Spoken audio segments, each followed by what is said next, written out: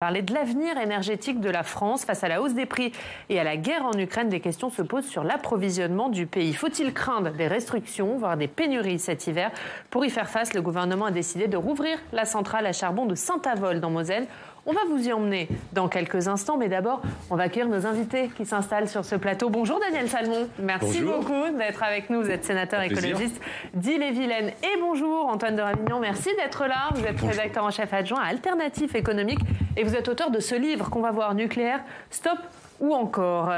Steve, avant d'entamer ce débat, avec vous, le point sur les chiffres. Oui, quelques chiffres, Oriane Surnaud. 56 réacteurs en exploitation, 27 sont actuellement à l'arrêt. C'est tout simplement la moitié de notre parc. Plusieurs d'entre eux sont à l'arrêt pour cause de sûreté, en l'occurrence pour des raisons de corrosion. On en a déjà beaucoup parlé sur Public Sénat et on va continuer, parce qu'avec la guerre en Ukraine et la baisse des approvisionnements russes, c'est une question qui est devenue très politique aussi. Oui, évidemment, et on va en parler pendant ces 20 minutes. D'abord, Antoine de Ravignon, on a vu les chiffres. Est-ce qu'aujourd'hui la France est en état de fragilité énergétique ou pas? Eh bien, oui, elle l'est de manière structurelle. Comme tout pays extrêmement dépendant des hydrocarbures, c'est une fragilité structurelle. A fortiori dans le contexte actuel, fragilité qui, dans le cas particulier de la France, se double de son tropisme nucléaire, avec un parc, comme vous l'aviez dit, un parc réacteur de 56 unités qui fournissent 70% de la production électrique. Alors même si la particularité de ce parc, c'est qu'il commence à être vieux. Et donc problème de corrosion, de longueur, d'allongement des durées, des temps d'arrêt pour les opérations de maintenance, surprise sur effectivement des problèmes de corrosion, etc., etc. Ce qui fait que on est dans une situation de grande fragilité. La production électronucléaire attendue, en 2022, c'est 100 TWh, c'est 100 TWh de moins qu'il y a une dizaine d'années. Daniel Salmon, on est en état de fragilité aujourd'hui sur le plan énergétique dans le pays? Oui, on paye un manque d'anticipation et on paye, c'est vrai, le fait d'avoir mis un peu tous les œufs dans le même panier avec le nucléaire, qui là montre également d'une certaine manière son intermittence, puisque lorsque l'on a 27 réacteurs à l'arrêt, on peut dire qu'il y a une grosse intermittence. Et donc, effectivement, il va falloir prendre ça à bras le corps pour essayer d'abord de s'engager dans de la sobriété, parce que moi, je le répète, nous le répétons assez souvent, les écologistes, la seule énergie qui est propre à produire, on va dire, c'est celle que l'on ne consomme pas. Donc, allons-y sur la sobriété, même la frugalité d'une certaine manière, parce que là, on en parlait tout à l'heure avant de rentrer sur le plateau, nous avons vécu une grosse parenthèse d'une énergie bon marché, facile, une parenthèse... Non, je ne parle pas simplement du nucléaire, je parlerai plutôt du fossile, mais on peut mettre le nucléaire avec. Et aujourd'hui, cette parenthèse, il va falloir arriver à la refermer, mais de quelle manière ? Et justement, ça va être tout l'objet de ce débat. En attendant, on va aller à Saint-Avold, puisque pour sécuriser l'approvisionnement du pays, le gouvernement a annoncé qu'il allait rouvrir la centrale à charbon de Saint-Avold. En Moselle, elle avait fermé ses portes fin mars. Gaspard Flamand nous y emmène. Une fermeture qui pourrait ne durer que quelques mois. Après 9 ans à travailler dans cette centrale en tant que chef de bloc, ce salarié se prépare à y retourner. C'était une vue de la salle des commandes sur laquelle j'ai notamment passé beaucoup de temps. Donc voilà, c'était un souvenir car la centrale était vouée à ne jamais redémarrer. Au final, c'est un document que je retrouverai probablement sur un ordinateur d'ici peu. Thomas est actuellement en congé de reclassement. Quand il entend parler d'une possible réouverture dans les médias, il contacte son entreprise. Sans grandes annonces de leur part, puisqu'il fallait un cadre réglementaire, notamment le décret et le projet de loi à venir. Donc sans ce décret, il est fort peu probable que la direction puisse annoncer des choses concrètes pour les salariés comme moi. On est en attente, c'est vraiment ce qu'on attend, c'est une sortie de l'État et ce fameux décret. On est de ce côté-là, maintenant, on est dans ce qu'on appelle la tranche 600 MW, la tranche 6. C'est l'installation qui va très certainement redémarrer dans les mois qui viennent. Jean-Pierre Dame est le leader syndical de la centrale. Il y travaille depuis 49 ans. En prenant de la hauteur à 92 mètres de haut, il constate la reprise d'activité. Donc devant nous, on voit bien qu'il y a un tas de charbon qui commence à grandir. Et il y a, au mois de mars, c'était blanc comme on voit dans le fond, il y avait plus rien, il n'y avait plus une tonne qui était sur site. Donc là, on a l'équivalent de 170 000 tonnes de charbon, ce qui va représenter à peu près pour nous un mois de fonctionnement. Avant la fermeture, Jean-Pierre Dame faisait tourner la centrale avec 86 collègues. Aujourd'hui, il en faudrait 70 pour un fonctionnement correct. Problème, la moitié sont depuis partis en retraite et peu de visibilité pour l'instant sur ce qui pourrait revenir. Ce syndicaliste dénonce le manque d'anticipation de l'entreprise sur cette réouverture. Tout le monde savait que ce risque existait, tout le monde aurait dû nous inciter, Gazelle, à maintenir les salariés, préparer l'outil et être prêt vraiment au 1er octobre comme on le souhaite parce que les conditions aujourd'hui ne permettent pas de dire que nous serons prêts au 1er octobre. On sera peut-être prêts mi-octobre ou 1er novembre, mais tout ça c'est du temps de perdu. Des accusations que récuse la direction. Elle affirme qu'en l'absence de consignes claires du gouvernement, il était impossible de maintenir une unité en marche au mois de mars. Cette reprise d'activité est aussi critiquée pour son impact sur l'environnement. Pour le maire de la commune de Saint-Avold, il faut anticiper la reconversion du territoire. On est un territoire d'énergie. Et demain, on restera un territoire d'énergie, mais d'énergie verte. Je veux par là dire le projet hydrogène. On a un gros projet hydrogène. Et la reconversion de notre territoire, c'est passer d'une énergie, entre guillemets, polluante à une énergie plus verte. Si à l'échelle nationale, la production d'électricité par charbon représentera moins d'1%, ici en Lorraine, la centrale permet d'alimenter 700 000 foyers, soit un tiers de la région Grand Est. Ouais, Daniel Salmon, en regardant ce reportage, qu'est-ce que vous pensez, vous, du fait que le gouvernement veuille réouvrir cette centrale à charbon de Saint-Avold ? Eh bien, c'est un constat d'échec, on va dire. Revenir sur du charbon, alors qu'on sait pertinemment qu'il faut sortir de ce mode de production d'électricité qui est le plus polluant de tous, c'est montrer que l'on n'a pas pris les choses en main dans les années précédentes, même si je le conçois. Il y a des éléments aujourd'hui qui sont arrivés avec la guerre en Ukraine qui viennent bousculer le jeu. Mais vous admettez qu'aujourd'hui le gouvernement n'avait pas le choix dans le contexte actuel ? Non.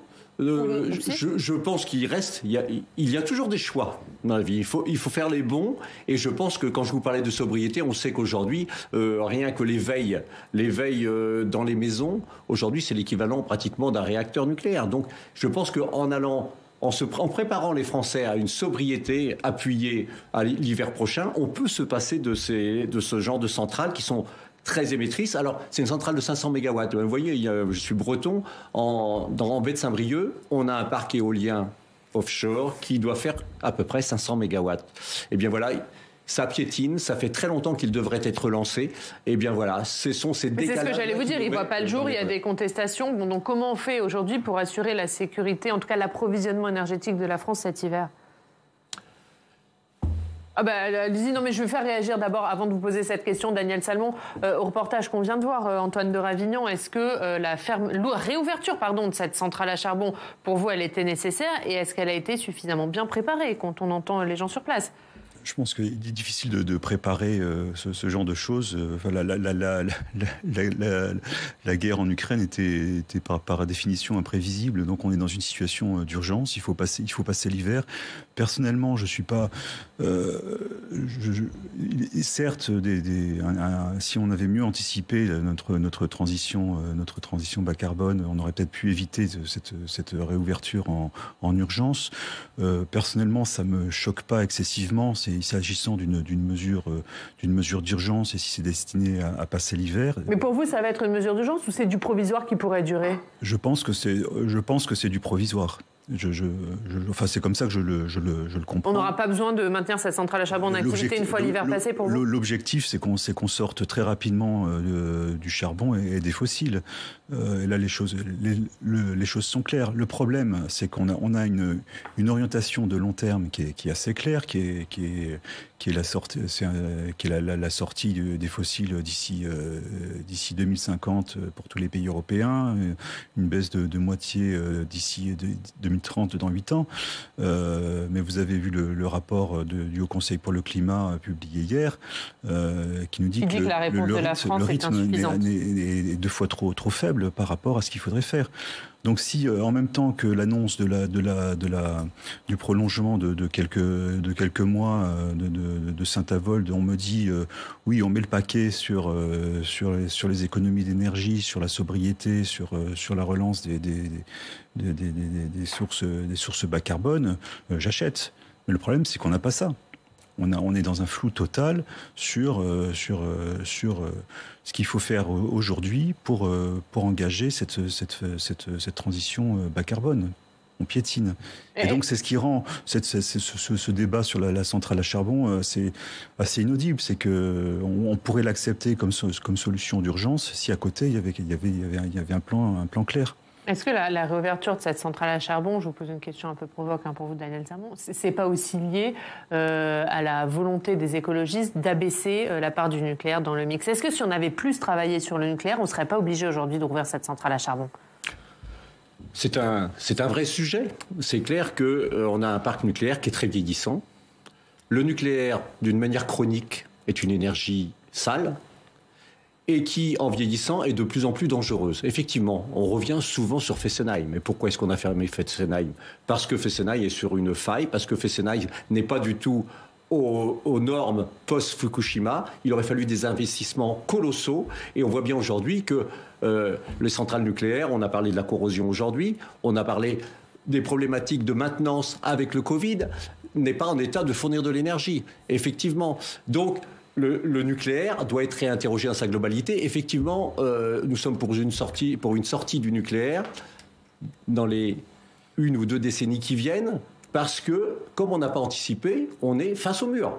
Donc, on a déposé une loi d'ailleurs sur la sûreté nucléaire pour faire en sorte qu'on puisse faire continuer ces centrales au moins pendant une décennie, sans qu'on aille vers la catastrophe. Donc, on en est là aujourd'hui. Mais sur ce plateau, je ne sais plus, il y a une quinzaine de jours, j'étais venu sur la rénovation thermique. Vous savez que quand vous rénovez 1 million de passoires thermiques, vous économisez la production de 2 à 3 réacteurs. Bon, mais là, le gouvernement a travaillé sur ce sujet des passoires thermiques. Justement, je ne sais plus si c'était avec vous que j'ai eu cet échange. Non, mais on va sortir 650 000 rénovations.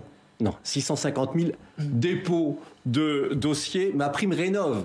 650 000, ce sont des petits gestes qui n'ont pas amené des rénovations globales. On devrait être à 600 à 700 000 rénovations globales, qui sont des vraies rénovations. Et là, on a fait des petits gestes qui... Enfin, c'est de la pécadille.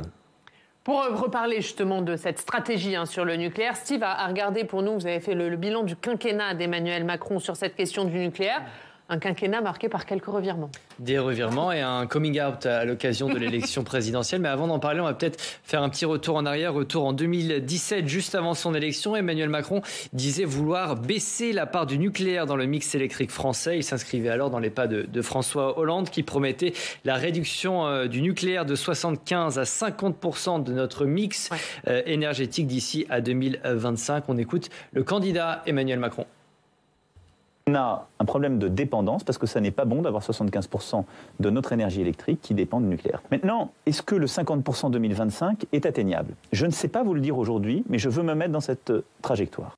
Voilà, et après son élection, Emmanuel Macron a réaffirmé son engagement. Pas de sortie du nucléaire, mais une réduction de sa part. Mais attention, la réduction de 75 à 50% n'est plus un objectif pour 2025. Il devient un objectif pour 2035. Des annonces concrètes sont faites quelques mois plus tard.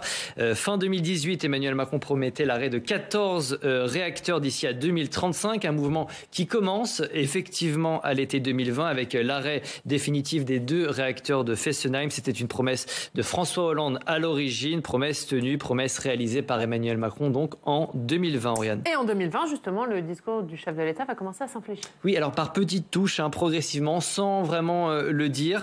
Dans une interview à Brut en décembre 2020, Emmanuel Macron déclare la chose suivante. Le nucléaire m'importe. Le nucléaire, c'est de l'emploi et c'est de l'énergie. Je ne suis pas anti-nucléaire, je l'ai toujours dit avec beaucoup de force. Le revirement d'Emmanuel Macron s'accentue l'année suivante. En novembre 2021, il annonce la construction de nouveaux réacteurs. Et puis en février 2022, à Belfort, il dévoile le plan France 2030. Écoutez. Je souhaite que 6 EPR2 soient construits et que nous lancions les études sur la construction de 8 EPR2 additionnels. Nous avancerons ainsi par paliers. Voilà, Macron 1 promettait de fermer des centrales nucléaires. Macron 2 promet de rouvrir des centrales nucléaires. Existe-t-il ou pas une doctrine Macron en la matière? Joker. Joker pour vous, mais pas Joker pour Daniel Salmon. Est-ce que vous avez compris la doctrine Macron durant ce quinquennat sur le nucléaire? C'est une doctrine qui évolue, comme beaucoup des politiques du gouvernement, et je pense qu'aujourd'hui, le lobby du nucléaire a fait son travail, et on voit ce glissement qui montre bien une absence de colonne vertébrale. Et quand on se lance dans une transition écologique, il faut une colonne vertébrale, il faut savoir où on va, il faut anticiper. Est-ce que dans le contexte actuel, Emmanuel Macron avait d'autres choix que de relancer la construction de centrales nucléaires, Antoine de Ravignan? Bien sûr qu'on a le choix. C'est la conclusion que l'on peut faire du rapport de RTE. Donc le réseau de transport d'électricité. Alors il y avait différents scénarios. Alors dans le rapport d'RTE. Bon, alors d'abord, petite parenthèse, je partage pas l'analyse selon laquelle le président de la République a changé de doctrine sur le nucléaire. Il a toujours été pro-nucléaire et favorable à un programme de relance de nouveaux réacteurs. Il a commencé son quinquennat en fermant Fessenheim quand même. Oui, mais c'était des réacteurs qui étaient. C'était un passé. On était sur une promesse antérieure. Et la question, c'est pas d'avoir 50% de nucléaire ou pas. La question, c'est de savoir si on construit de nouveaux réacteurs ou pas pour nos besoins de demain, ou si on s'en passe et on laisse s'éteindre progressivement le parc. De même que le débat n'est pas de savoir 2025 ou 2035. 2025, c'était de toute évidence complètement irréaliste par rapport à l'état de développement de la filière, des filières renouvelables. Donc il était logique de reporter. Ça n'a pas fait plaisir aux écologistes, mais aux écologistes, mais on ne pouvait pas faire autrement. Donc la vraie question, c'est est-ce qu'il faut construire ou pas de nouveaux réacteurs? Au début de son mandat, le président a dit, c'était dans la foulée après le début de la crise des Gilets jaunes, vous vous en souvenez, il dit on va commander une étude étudiant les différents scénarios. Donc on était vraiment, je pense à ce moment-là, dans une volonté de mettre tous les scénarios sur la table. Cette étude a été produite, donc coproduite par l'AIE, Agence internationale de l'énergie, et RTE, pour dire d'une part, techniquement c'est possible, on peut faire un système électrique sans nucléaire, on peut sortir du nucléaire, on y arrive d'un point de vue technique, il n'y a pas d'obstacle, d'irriment. Et le deuxième volet de l'étude qui sort en novembre 2021, c'est sur la question des coûts. Sur les aspects socio-économiques. Est-ce qu'un scénario de sortie du nucléaire, un scénario de relance du nucléaire coûte plus cher ou moins cher qu'un scénario de sortie? Et la conclusion de RTE montre qu'il y a des écarts de coûts, mais qui ne sont pas exorbitants.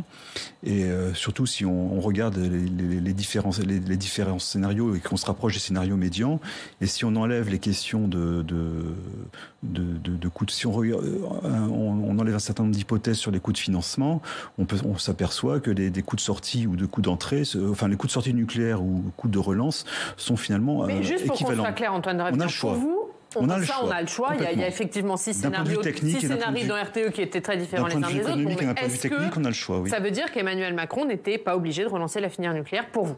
Absolument pas. Daniel Salmon, on imagine que vous êtes d'accord avec ça. Complètement. C'est pas vous qui allez le contredire. Je reprends les mêmes mots. On est devant un choix de société.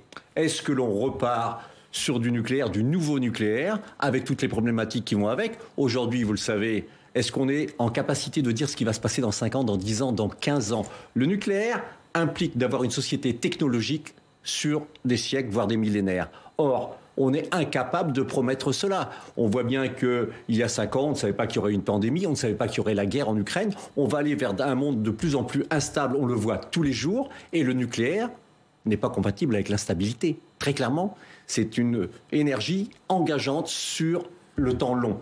Et le temps long, nous ne le maîtrisons pas. Donc effectivement, c'est notre avis à nous écologistes, il faut surtout éviter de s'engager dans une nouvelle filière du nouveau nucléaire. Un dernier mot, Daniel Samon, puisque vous nous parliez de sobriété énergétique tout à l'heure. Dans le journal du dimanche, vous avez sans doute vu cette tribune des 3 gros fournisseurs d'énergie dans le pays qui alertent justement sur les conséquences sur la fracture sociale de cette montée des prix de l'énergie et qui appellent les Français à réduire leur consommation. Est-ce que pour vous, cette réduction de la consommation, elle pourra se faire de manière volontaire, j'allais dire, ou est-ce qu'il faudra imposer des restrictions aux entreprises et aux particuliers ? La difficulté, c'est qu'il faut une acceptabilité. Et donc, il ne s'agit pas que ce soit les plus démunis qui payent le plus lourd tribut. Donc, effectivement, il va falloir voir comment on peut harmoniser, faire en sorte qu'effectivement, il y a des entreprises électro-intensives. Il va falloir prévoir effectivement de les déconnecter par moment. Et puis, il va falloir faire en sorte que énormément de gaspillage qui sont sans doute qui sont certainement faits par les classes les plus aisées, soient là rayés. Merci beaucoup, merci messieurs pour ce débat sur l'avenir énergétique de la France.